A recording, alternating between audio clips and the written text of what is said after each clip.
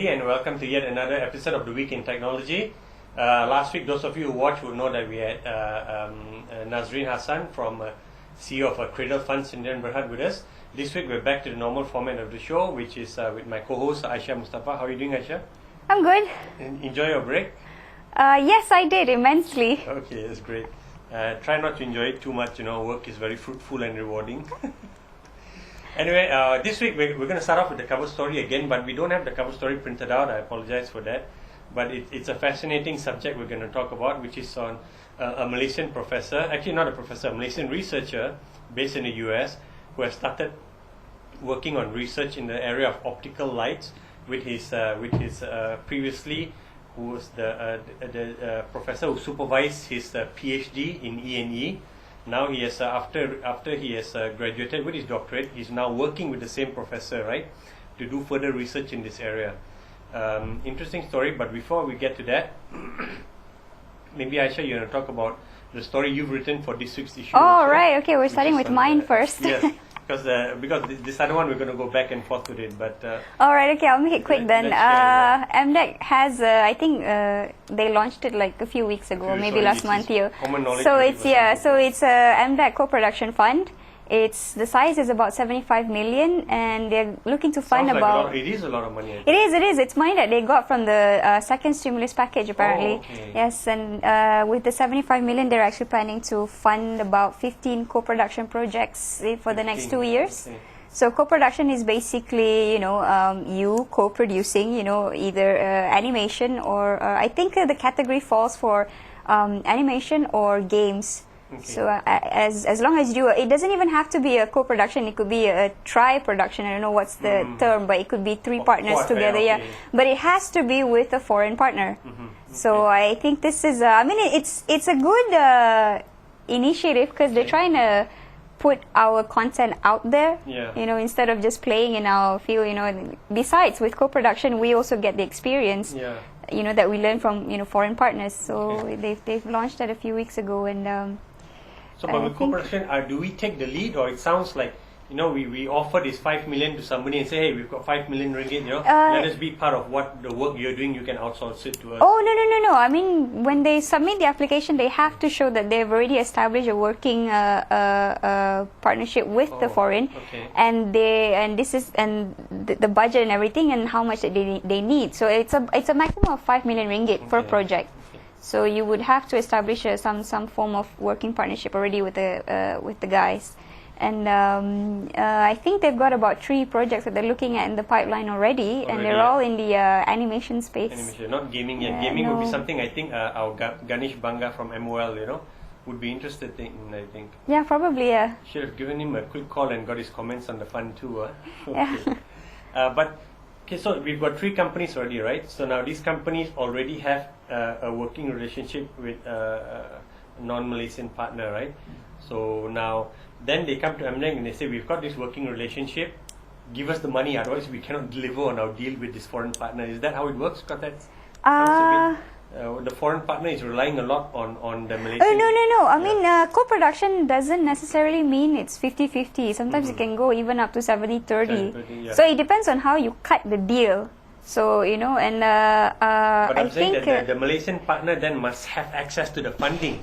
So here they're going and making this... It sounds like, from what you're saying there, establishing a relationship with somebody and saying, don't worry, we with this relationship front end now, at the back end we'll have a Malaysian government giving us. No. As in, it's not a sure thing, right? If you establish. It's not. No. It's of course it's not a sure thing. I mean, it's. I mean, they review it the case, case by case. Yeah. But I think that somebody was telling me that when it comes to producing something, or even animation, TV series and stuff like that, normally the last few millions is always the hardest to get. Yes. Because you'll get 70% of it, and then somebody will put in another 10%, and then you're down to the last 5%, and you can't find the last 5%. So this is where co-production comes in.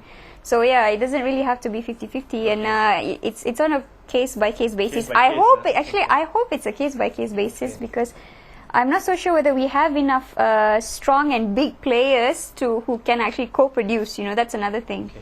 Yeah, but I mean, market forces will take care of that. If I'm from Jamaica, right, and I'm going to make an animation series on Usain Bolt, I know you partner with a company from Malaysia, you're definitely going to make sure they have the capabilities and then they can deliver on their financial obligations also. Of course, but we don't have that much big studios in Malaysia anyway. I mean, our studios, I mean, there are only a handful of them. Yeah. So, yeah, I mean, we'll see. And Cruise got a huge, by our reckoning, a huge 75 million ringgit studio. Oh, Crew, yeah, they've got a, they're running their own thing in Cyberjaya. Which we saw in Cyberjaya about a month ago. So it looks pretty I didn't though. I wasn't. Oh, you didn't go, right? Yeah, you faked MC. Yeah, I think you were. No, I was off. Covering a very important event. Oh, okay, all right. Okay, now let's move on to your something more serious. Yeah. Met with this professor. He's not a professor yet. Sorry, researcher, a Malaysian who's from Sarawak, 32 years of age now, and he has single. Single. I didn't think to ask him that very no, important I'm just question. kidding. Yeah. Okay.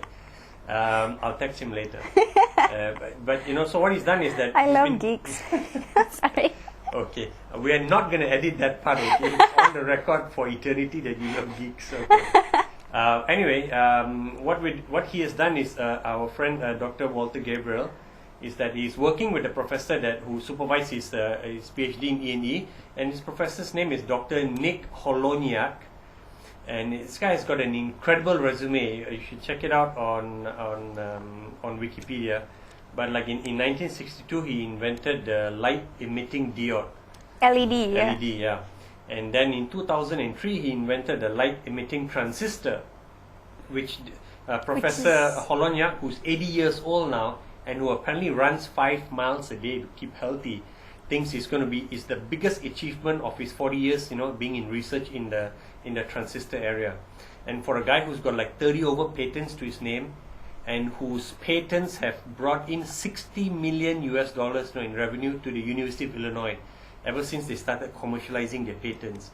For a gentleman like him to say that this is potentially the most incredible thing I've worked on is huge. So what is happening is that they're working on the research. They got a $6.5 million US dollar DARPA grant from the Department of US Army. Yeah, researcher. And that was in January 2004. But up to last year, then the funds started running out. And this is when the Malaysia's brain gain program, I think it's called the MOSTI Brain Gain Diaspora program, came in. And he convinced them that what he's working on is could have potentially huge implication. So they took the risk and they gave him a few million ringgit. He wouldn't want to divulge the exact amount because he think our civil servants are sensitive about that. But it's less than 5 million ringgit. So he's coming with the money now, and because of that, he set up a company in Malacca, and he's only got 2 people at the moment, doing research with him. He flies in between Illinois and between Malaysia and Malacca for the research, and the research involves a lot of testing and validation. What's the name of the company in Malacca? The Malaccan is I don't remember the name, sorry. Alright, then I guess you have to read the... Optoelectric or something else in there. There's opto in there and there's another word in there that's in there out of Malacca. But you can pick up that earlier and you can read about it. Really interesting. And before I end, I just want to say that he brought up an interesting point about the brain gain program. And most of our various permutations of the brain gain have failed miserably. And he said he's spoken to a number of Malaysian researchers working overseas, mostly in the US.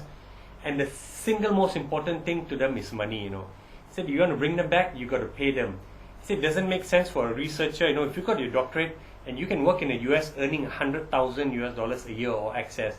If you come back here and if you were to work for the same company, they would pay you like 60 to 80,000 ringgit, in Malaysian ringgit. So why would and why would anybody in their right mind, leave, where they're going to earn 4 times the amount and come back to their home country, right? Because money talks. And so he says you just got to pay them. And he said a key to also attracting all these brainy people back, Aisha, is for Malaysia to have high-tech, startups in the country. Because if you have high-tech startups, they'll be doing very cutting-edge work. That's when all these guys who are all over the world would be interested to come back. But by paying them, what they were getting overseas and also incentivizing them, which means giving them a stake in the business too. But with that, we'll end the show. Have a great and productive week ahead with technology, and we'll see you next week.